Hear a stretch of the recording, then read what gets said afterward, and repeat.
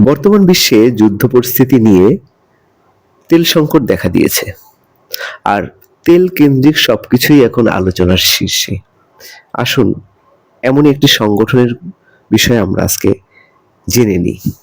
OPEC এর পূর্ণরূপ হলো organization of the petroleum exporting countries, অর্থাৎ তেল রপ্তানিকারক দেশসমূহের সংগঠন।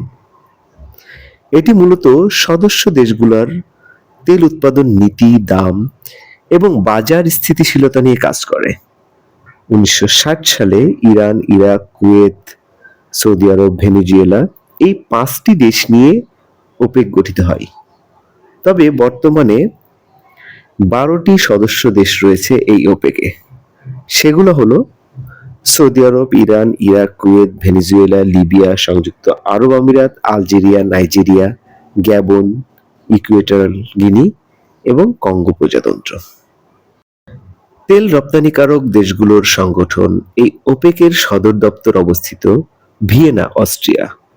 এর সরকারি ভাষা হলো ইংরেজি।